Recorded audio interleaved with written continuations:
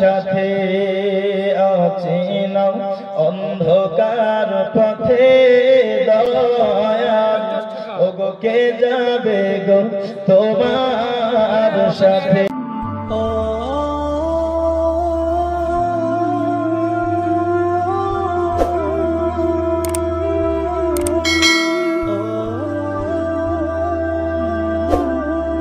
الشيطان الرجيم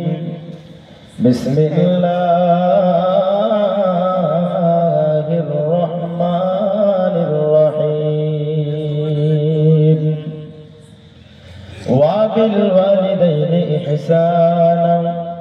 بسم الله الرحمن الرحيم كل نفس ذائقة الموت صدق الله العظيم وصدق رسوله النبي الأمين المتين الكريم ونحن على ذلك لمن الشاهدين والشاكرين والحمد لله رب العالمين إن الله وملائكته يصلون على النبي يا أيها الذين آمنوا صلوا عليه وسلموا تسليما محبة اللهم صل على سيدنا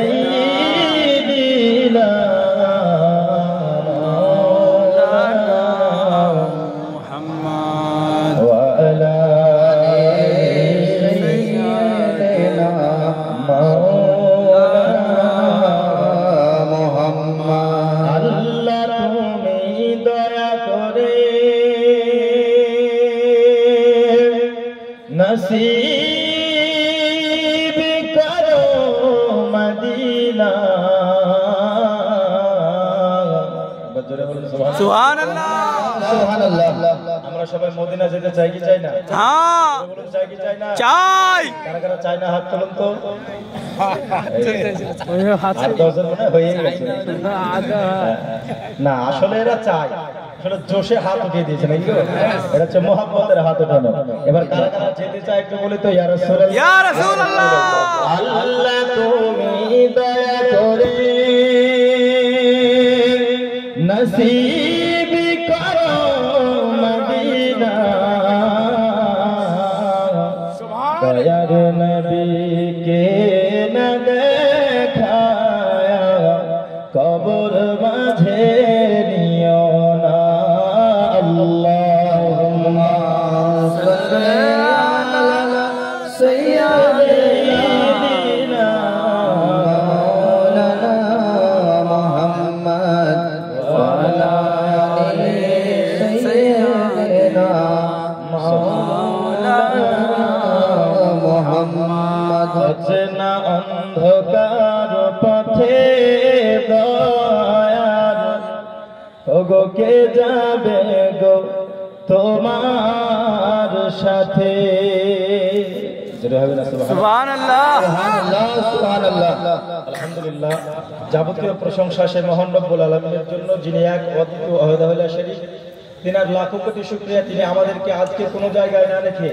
পবিত্র এই জলসার মাহফিলে উপস্থিত হওয়ার তৌফিক দান করেছেন তাই তিনার শুকরিয়া আদায় করি সকলে বলে আলহামদুলিল্লাহ আলহামদুলিল্লাহ রাব্বিল আলামিন সভাপতি সাহেবকে আমি রিকোয়েস্ট করব আপনি মাইকে বলিয়েন না এরা ফাঁকি মেরে দেবে বুঝলেন আমাদের হয়তো সভাপতি মাইকে বলছে তো আমরা আবার কি বলবো আমরা চুপ থাকি কিন্তু আমার থিওরি সেটা নয় আমি শুধু বলবো না আপনাদেরকেও বলতে হবে তাই না বক্তা বক্তব্য দেবেন আপনারা ঢুলবেন তা তো হবে না হ্যাঁ তা আপনাদেরকেও বলতে হবে যাই হোক তারপরে পরে আকা ইনামদার তাজদারে মদিনা আহমদ মুস্তাফা মুহাম্মদ মুস্তাফা সাল্লাল্লাহু তাআলা আলাইহি ওয়াসাল্লামের উপরে লাখো কোটি দরুদ ও সালাম বর্ষিত হোক অর্পিত নাজিল হোক সকলে একবার উচ্চ স্বরে আল্লাহুম্মা আমিন আমিন বিরাদুল ইসলাম আমি আয়াতে কারিমা তেলাওয়াত করেছি কুল্লু নাফসিন যায়িকাতুল মাউত যে আয়াতের তরজমা মানে ব্যাখ্যা আমরা হয়তো প্রায় সকলেই জানি যে প্রত্যেক নফসকে প্রত্যেক জানদার ব্যক্তিকে মৃত্যুর স্বাদ চাখতে হবে আমরা সবাই একদিন না একদিন মরবো কি মরবো না সকলকে ইন্তেকাল করতে হবে। এমন পথের প্রতীক আমাদেরকে হতে হবে যেই পথে আপনি ছাড়া আপনার সঙ্গে আর কেউ হবে? জোরে বলুন, হবে না? তাই কবি বলছে, অচেনা অন্ধকার পথে দয়াল ওগো কে যাবে গো তোমার সাথে, যে পথে নাই গাড়ি ঘোড়া ওগো চড়তে হবে খাটলিতে, ওগো কে যাবে গো তোমার সাথে, অচেনা অন্ধকার পথে দয়াল ওগো কে যাবে গো তোমার সাথে, ওগো দুই জনাতে যুক্তি করে সুন্দর করে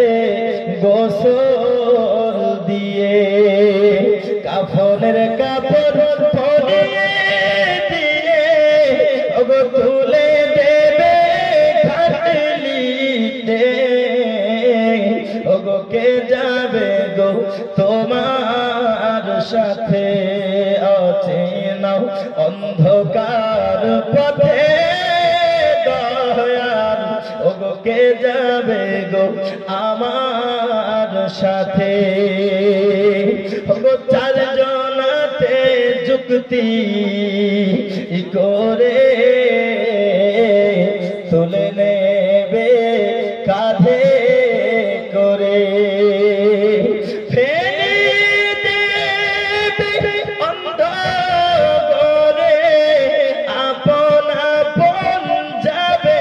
দেশে, ওগো কে যাবে গো তোমার সাথে, অচেনা অন্ধকার পথে দয়াল ওগো কে যাবে গো তোমার সাথে, কত বন্ধু বান্ধব বেরা ওগো সঙ্গে যেতে চাই না তারা, স্ত্রী পুত্র কলিজার টুকরা ওগো তারা চাই না যেতে, ওগো কে যাবে গো তোমার সাথে। সুবহানাল্লাহ সুবহানাল্লাহ। কেউ সবাইকে একদিন মৃত্যুর স্বাদ চাচ্ছে, কিন্তু বর্তমান সময় করুণ পরিস্থিতি হচ্ছে এরকম, আমাদের পিতা মাতা আত্মীয় স্বজন দাদু দাদি নানা নানি যারাই ইন্তেকাল করুক না কেন, আমরা কি করে জানাজা পড়াই, জানাজা পড়ানোর পরে দাফন করে দিই, করি না? দাফন করে দিই। একদিন দুদিন 3 দিন 40 দিনের আগে যে জুম্মাগুলো আছে, যে জুম্মাগুলো আসে, ইমাম সাহেবকে নিয়ে গিয়ে আমরা কবরস্থানে জিয়ারত করি এবং 40 দিন পর্যন্ত মিলাদ করাই, তালবে ইলমদেরকে নিয়ে গিয়ে কোরআন খানি করাই। কারো যদি মা মারা যায় ওই ছেলে, বা কারো বাপ মারা গেলে সেই বাবার ছেলে খুব 40 দিন পর্যন্ত ঘন ঘন জুম্মাতে গিয়ে জিয়ারত করলো, মিলাদ করলো, দোয়ার আয়োজন করলো, ফাতিহা খানি করলো, কোরআন খানি করলো। 40 দিনের জিয়ারত যেই দিন শেষ, তারপরে যে ওর বাপ মরেছে আর মনে থাকে না, ঠিক কি না? ঠিক। আর মনে থাকে না যে আমার বাবা কবরে আছে। আব্বা যে আমার ভালো করে বুঝুন বাবা, পৃথিবীর জমিনে মানুষ যখন মারা যায় তার সন্তানেরা 40 দিন পর্যন্ত কোরআন খানি করে, 40 দিন পর্যন্ত ভালো করে জিয়ারত করে, আর 40 দিন যখন চলে যায় আমাদের যুবক সন্তানেরা, আমাদের যুবক ছেলেপেলেরাও তার বাবা কবরের মাটিতে শুয়ে আছে, কবরস্থানে আর সে যায় না। তাকে যদি জিজ্ঞাসা করা হয় তুমি 40 দিন পর্যন্ত ঘন ঘন কেন জিয়ারতে গেলে, তুমি এত ভালো করে কেন আয়োজন করে মিলাদের মাহফিল করেছো, তোমার 40 দিন পার হয়ে গেল, আজকে 1 বছর হয়ে গেল, তোমার বাবার কবরটা জিয়ারত করতে যাও না, তুমি তো আর তোমার মায়ের কবরটা জিয়ারত করতে যাও না। দরদি তাকে যদি জিজ্ঞাসা করা হয় তুমি এখন যাও না, তখন তুমি ঘন ঘন কেন যাইতে, সেই উত্তরে বলবে হুজুর তখন যদি আমি ঘন ঘন না জিয়ারতে যেতাম, আর যদি না কোরআনখানি করাতাম, আর না যদি মিলাদের আয়োজন করতাম, তবে লোকে কি বলতো? তাই তো আর মানুষের কি বলতো? বাবা মারা গেল, একটা মিলাদ দিতেই হবে। মা মারা গেল, একটু ঘন ঘন জিয়ারত করতে হবে। যাহা 40 দিন পেরিয়ে গেল, ওর যে মা কবরে পড়ে আছে, ওর বাবা কবরে পড়ে আছে, আর খোঁজ থাকে না। হাদিস ও কোরআনের আলোকে যেই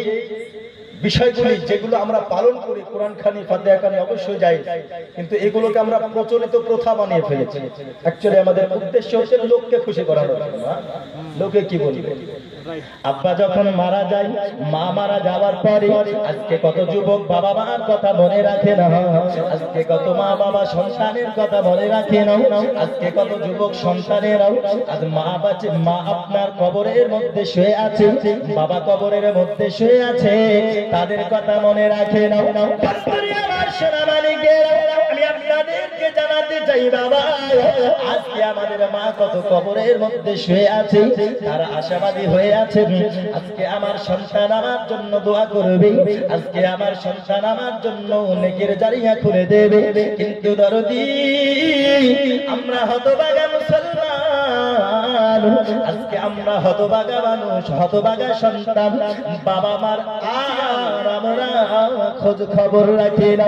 এ বাবাজি আমার, যদি আমরা খোঁজ খবর না রাখি, আমাদের কি উপকার হবে আর কি অপকার হবে? একটু আপনাদেরকে বলি বাবা,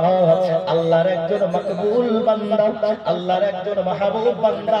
যার নাম হলো হযরতে সালেহ মুরসি।